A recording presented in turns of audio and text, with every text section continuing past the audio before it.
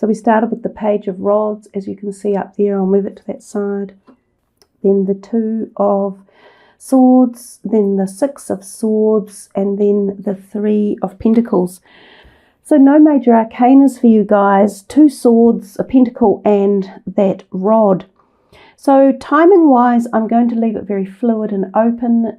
They can appear at any point in time, and they can be moving through the month in any different direction. But if we start with the Page of Rods on the left hand side, we see there the pages are usually indicators or messengers, so they bring in possibility of new directions. Now the wands are often considered to be associated with career or hobbies that interest you, for those of you who are not in a career. If you are a student, such as at university or still in college, then the wands also kind of cover off that realm of area as well. So there is something new coming for you guys in and around this career or hobby section. This can be new offers pertaining to you. So if you are seeking to find new employment, now would be a good time to put out your CVs. Some of you may even be approached, and some of you may be offered an interview. For others of you who aren't necessarily looking for a new job, the Page of Rods is also giving off the vibration of new ideas around you. So some sort of creative input or idea or expansion or going in a new direction with your career field. For those of you who are self-employed, this could be expansion of your business or bringing in new modes or modalities or therapies or something along those lines. We will pull a clarifier, and I think we will go to this deck here, because these are very much like a tarot deck. This is the Energy Oracle cards by Sandra Ann Taylor, or Sandra Ann Taylor, however you prefer to say it. So let's just see what the clarifier is here for the Page of Rods and what it might be deferring the message to a little bit further in depth. That's not particularly helpful in and of itself, is it? Envy with the Page of Rods. Some of you might have been pondering that others have some sort of greater capacity, or they're doing better, or they have more insight, or they've got something new that has come about either their own career. So this could be workmates. You might have been looking at workmates and thinking, well, I don't seem to be getting this, payback, or I don't seem to be getting this attention, or I haven't had those ideas come to me, so why not? So envy could well have made you, want to make moves, or want to incorporate something new, or want to show expansion. So this might be what is bringing about this opportunity for you. But usually envy denotes kind of more of a negative perspective, because when we are envious of others' things or ideas or their successes in life, our own opportunities for doing so are negated. They're closed down a little bit. So we go over here to the John Holland Psychic Tarot, of which I'm sure a lot of you have seen me use this really a lot of times. So we'll just see what's coming out here. I'm wondering if a chakra card will turn up, which could be where a blockage might be, which might be why you could be envious of perhaps not having had success of the Page of Rods. Let's have a look. This is for Aries. What's going on with the Page of Rods, the messenger? What message is he bringing?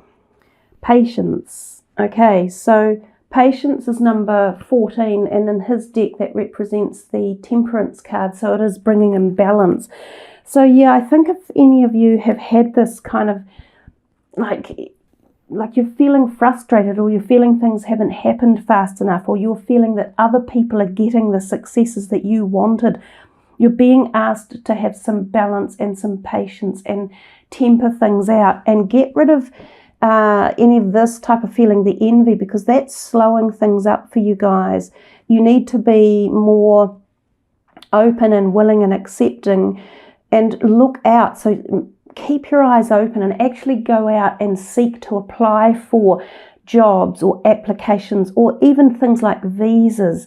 If you're thinking of moving home, it doesn't just have to be jobs and careers. This is these are new things coming into you in a creative way. So it could be for some of you immigration to a different state or to a different country. It could be expansion of your business. It might be about your university papers that you're wanting to sit, or it might have been about the fact that you've had to retake something or redo it and you're feeling envious about it and you're going, damn, why isn't it happening faster? Well, they're going. The seeds of patience, when they're well nurtured and cared for and balanced properly, grow into magnificent new beginnings. And that plant and that seed is a new beginning, as is the Page of Rods. So I think you just have to be really patient with what is going on and know that there are new beginnings out there for you. So don't sit wallowing in self-pity or lumbering around in envy or greed or something else. Get out there and act for yourselves and actually take action and look at the opportunities coming your way. Also, there's the old saying that it's very rarely that Prince Charming is going to come and knock on your door. You have to go out and seek what it is you want. So sometimes this means that you have to go looking for it. Don't expect things to just turn up on your back door either. We come to the second card and we see again a little bit like the balance card over here, or the patience card, or temperance. This card represents balance. Now it also represents the new moon, possibly, because that does look like a new moon up there, and that's around the 5th of April. So there may be something coming for you guys in or around that 5th of April period that gets you into a feeling of consternation, of going, oh, I have to make a choice. What choice do I make? Where do I go? So that card is a card that tells us we're feeling like we're fence sitting. We're not sure, do we take A or B? So what it means is we have choices, we have opportunities. And I think when we're presented with choices in life, it proves to us that life is moving along. I think choices are a wonderful situation because that proves to us that nothing is stagnant. That even if it's a choice you may not have wanted, it provides movement, and movement is action, and it gets you to where you want to go. A little bit like this here, the Six of Swords. This is providing movement, and that card often represents movement that you may not wanted to had to experience, but you are experiencing it. So the Two of Swords is about options and choices and needing to get off your butt and make a decision. So that moon up there could also be resonant energy from the eclipses that we had back in January. The moons have been playing a pretty big role in all of our emotional decisions and emotions that we have been experiencing over the last few months. So again, this could require you to go a little bit deeper, to make your mind up, to look into information and to find out what's going on. So we will again come to this deck, do a little bit more shuffling for you. What is this Two of Swords trying to tell us, and what is it dealing with, and what is it about for a lot of people, for the Aries listening? And remember guys, this is a general reading, so it's not necessarily going to be resonant for all of you. Some of the answers and situations will make a lot of sense. Others of you will find some of it doesn't seem relevant. However, if it doesn't, think of the cards yourself, look at the pictures, look at the colours, the messages, and see where it might pertain to in your life. The Sun, beautiful card, and really it does represent the same opportunity as the Sun in any tarot card. So it talks to us about golden opportunities and new beginnings. So perhaps if you make the right choice, and it's interesting that we have the Sun and Moon, and that makes me think again about the eclipses that may have been in January. You may have pondered something back then.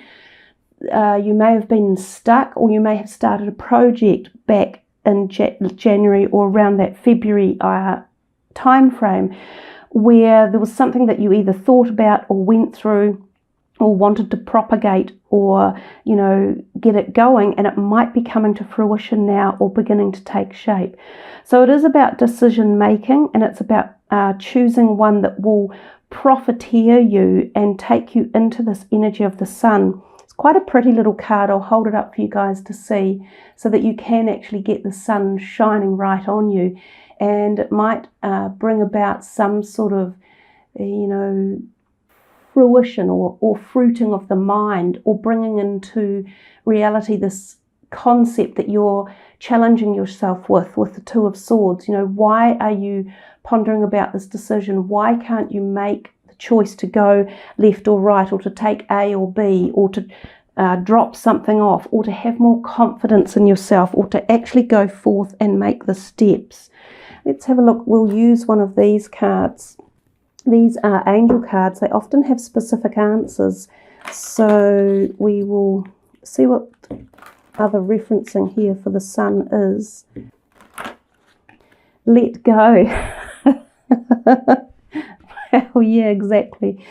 So let go of something which we know that you have to do, because you've got it up here. One of these things you have to let go and make a decision and go in a direction. So, you know, they're very clearly telling you to let go of something to make this happen, to make the sun shine, and to have this creativity and productivity, expansion and fertility come into your life.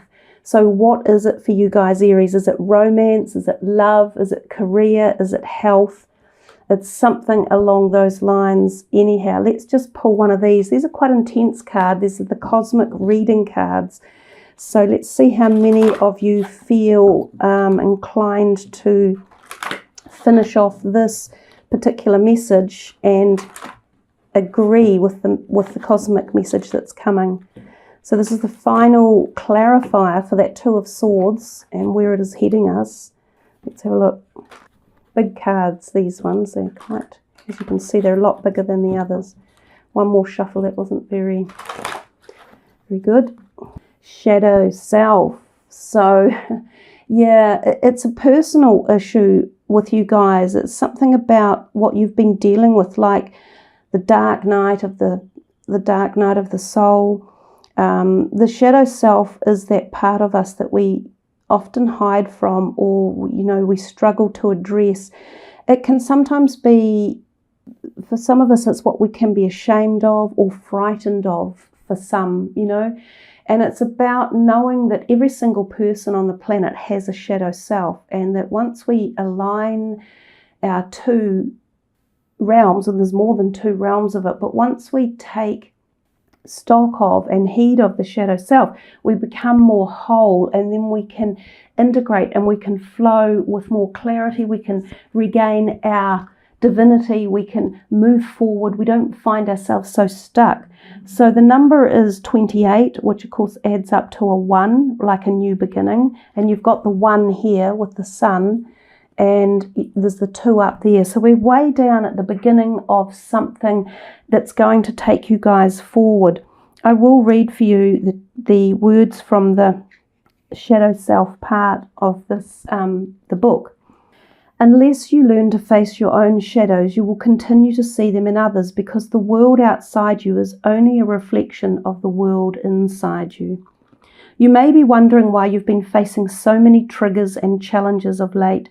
Things have been going well despite a few road humps along the way, but the challenges that have been appearing all around you recently seem so overwhelming and disorienting. Just when you thought you had everything under control, it seems as though the world has suddenly shifted. Spirit understands your confusion and uncertainty during this period. Rest assured, dear one, this is a time of cleansing and clearing all that was avoided and hidden inside you. Healing of the worlds within is taking place, and raw emotions are resurfacing. You are exploring and uncovering the darkest shadows of yourself. This is why you are being faced with insurmountable challenges and triggers. You see, it is only from being pressured that this darker side of you surfaces. This is an important and necessary time for you. As hidden parts of you surface, be gentle. Send love and compassion to the wounded parts of yourself.